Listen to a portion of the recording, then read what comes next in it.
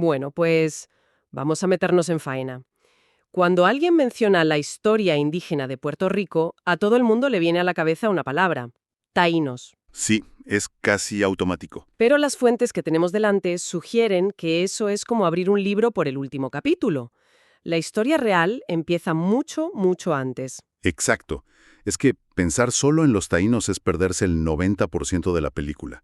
La historia de Boriken, que era el nombre indígena de la isla, es una crónica increíble de migraciones, de innovaciones y adaptaciones a lo largo de, como mínimo, 4.000 años. ¡4.000 años! Las fuentes nos proponen un viaje en el tiempo para conocer a los verdaderos pioneros, los ortoiroides, y luego ver cómo llegaron otros pueblos que trajeron consigo una auténtica revolución tecnológica y cultural. O sea que nuestra misión es básicamente rebobinar la cinta, pasar de largo la famosa imagen de Colón llegando a la playa y buscar las primeras huellas humanas en esa misma arena. Justo eso. Y sobre todo, entender cómo esa historia tan antigua no es algo que esté muerto y enterrado, sino que sigue latiendo hoy de formas que la mayoría de la gente ni se imagina. Ahí está la clave de todo.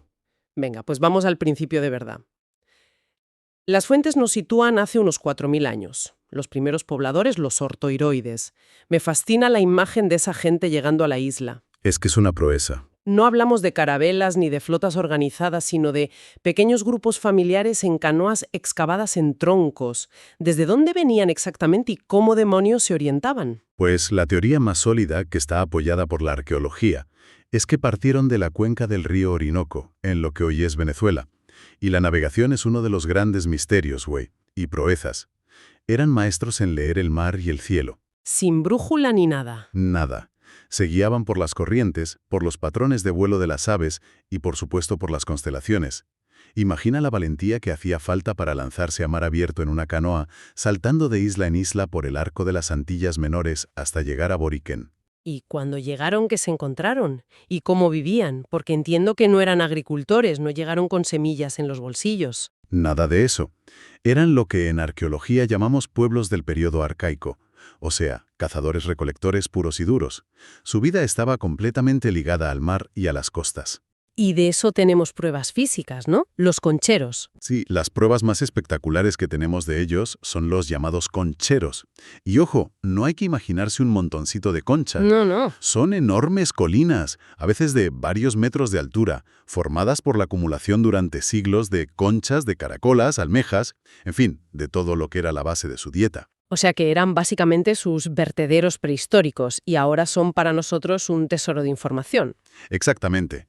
En esos concheros encontramos no solo que comían mucho marisco, pescado, manatíes, tortugas, sino también restos de los animales que cazaban en tierra, como las jutías, que eran unos roedores grandes. Vale. Y lo más importante, nos hablan de una población estable durante muchísimo tiempo. Su modo de vida funcionaba, era sostenible. Vale, todo esto suena lógico, pero es una reconstrucción a partir de restos.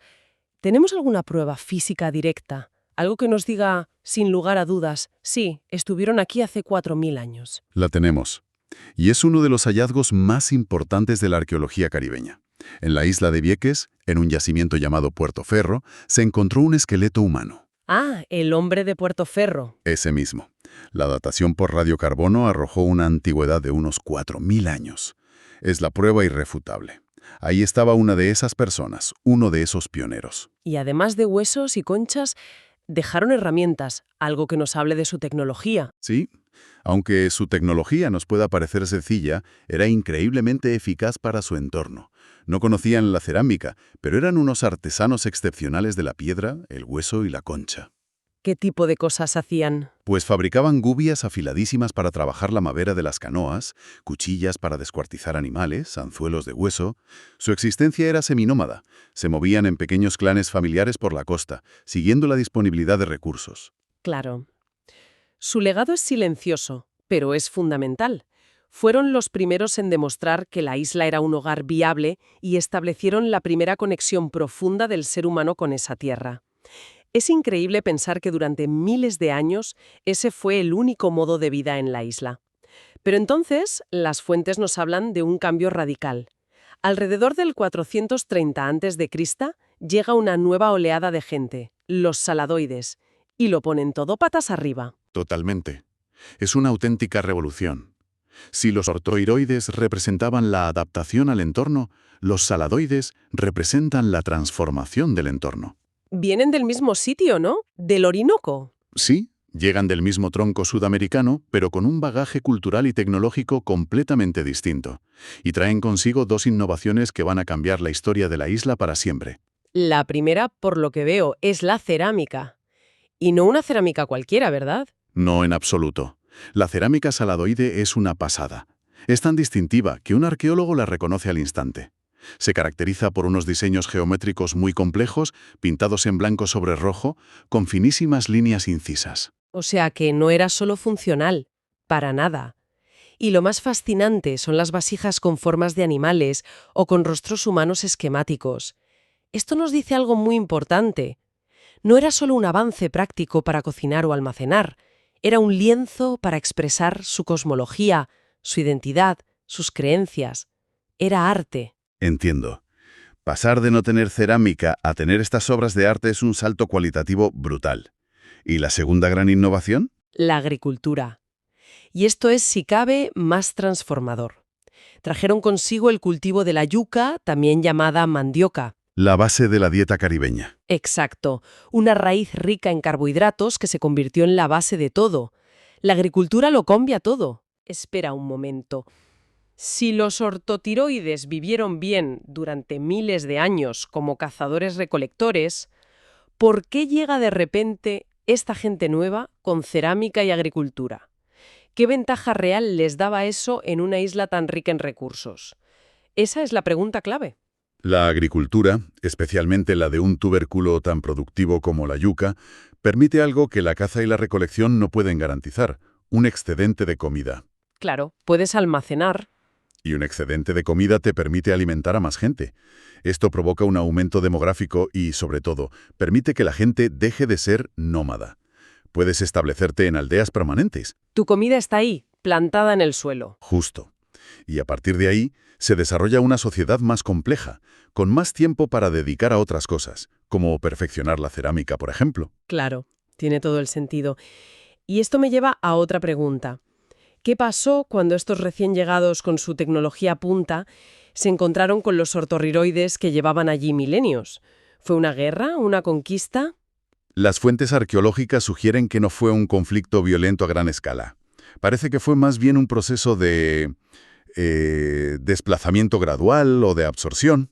Se impusieron por número y eficiencia. Básicamente, los aladoides, con su mayor número y su sistema de producción de alimentos, simplemente ocuparon los mejores lugares para la agricultura, en los valles, cerca de los ríos, desplazando a los grupos ortorriroides hacia zonas más marginales. ¿Y con el tiempo? Con el tiempo, la cultura saladoide se convirtió en la dominante, y de ella evolucionaría siglos más tarde la cultura igneri, que entre el 600 y el 1200 después de Cristo refina aún más todo.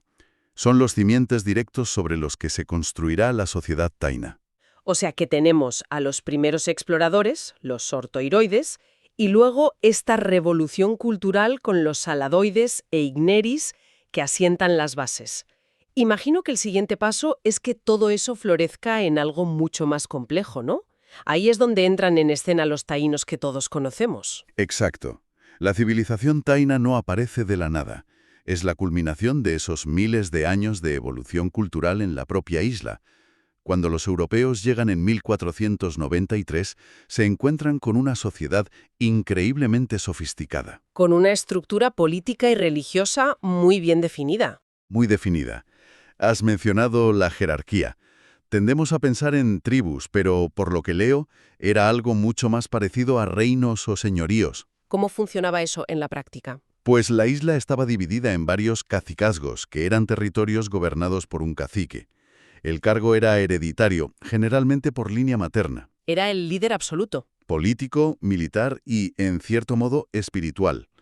Por debajo de él estaban los nitaínos, una especie de nobleza que le asistía, y los boiques. Los chamanes.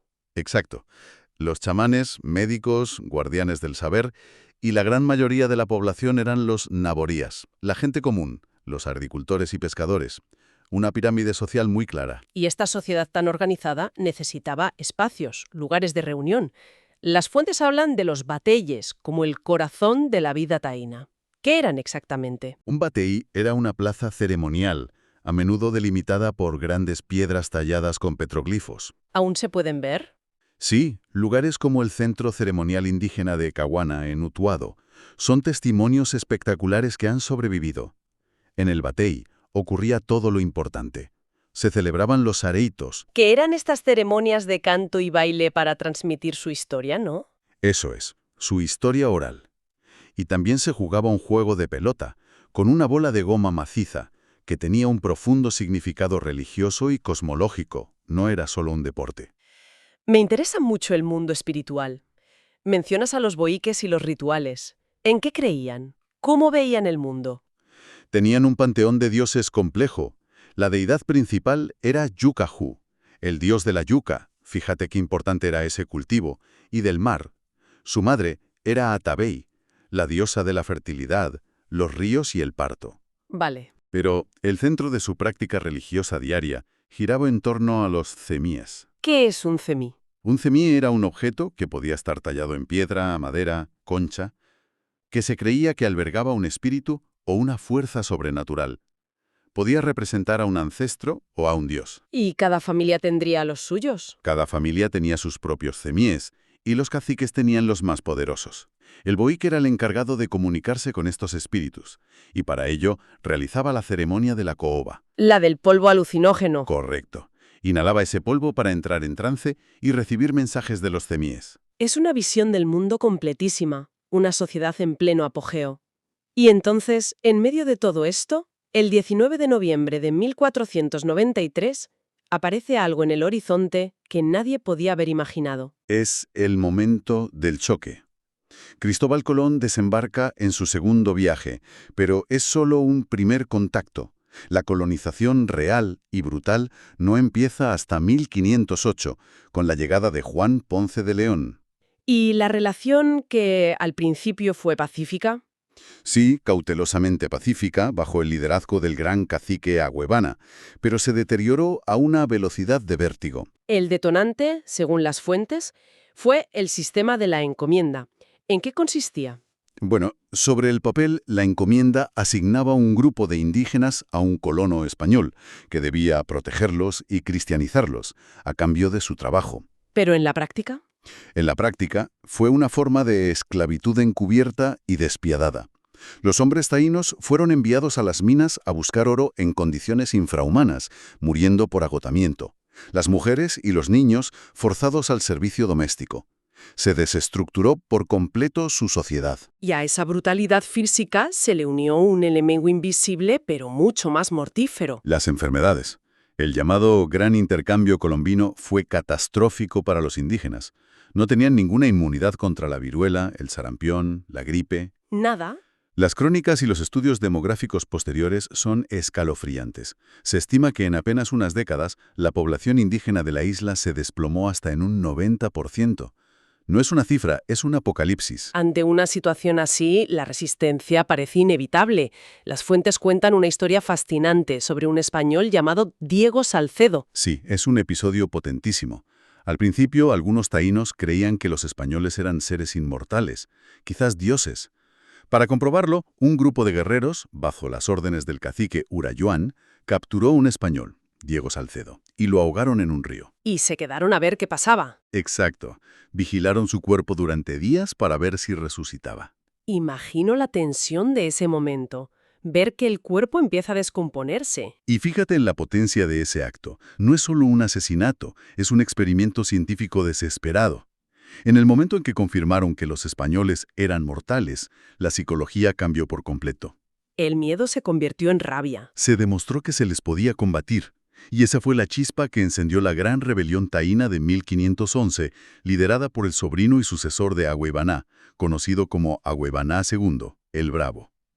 Lucharon con todo lo que tenían, pero el resultado parece que estaba decidido de antemano. Lucharon con una valentía increíble, pero la brecha tecnológica era insalvable.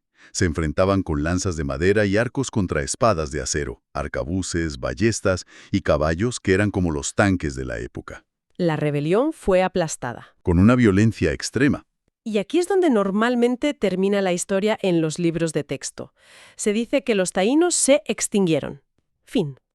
Pero las fuentes que estamos manejando hoy dicen que eso, sencillamente, no es verdad.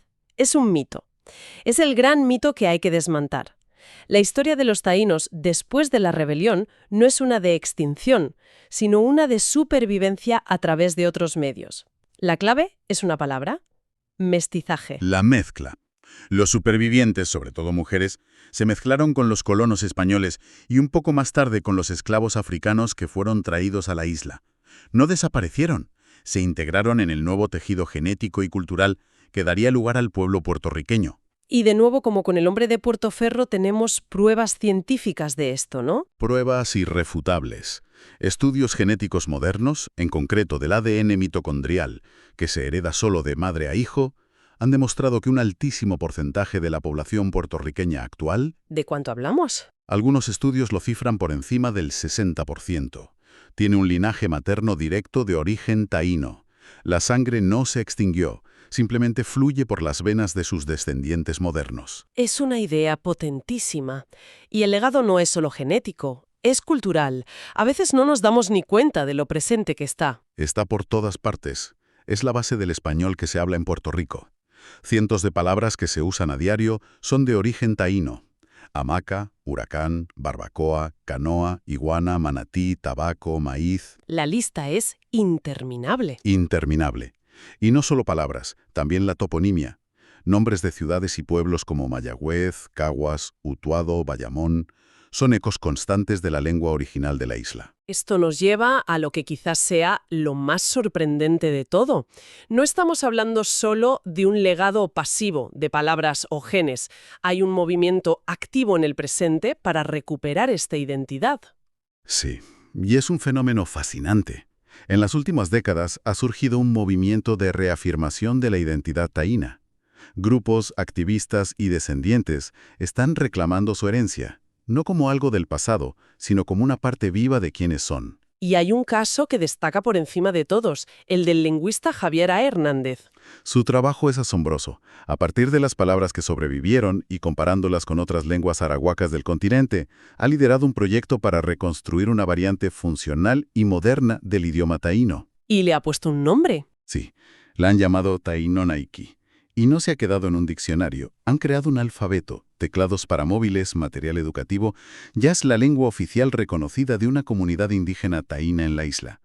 O sea que no es un ejercicio puramente académico, es algo vivo. Es mucho más que eso. Es un acto de soberanía cultural. Reconstruir un idioma es reconstruir una forma de ver el mundo que fue intencionadamente borrada.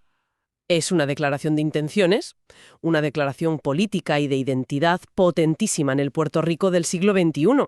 Es decirle al mundo: no nos extinguimos, seguimos aquí. Entonces, ¿qué significa todo esto? Si juntamos todas las piezas, desde esas primeras canoas ortoíros hasta un teclado de móvil en Taíno Naiki, la imagen que emerge es muy distinta a la tradicional. La historia de Boriquén no es una línea recta que acaba en la tragedia de la conquista. Es más bien una red complejísima.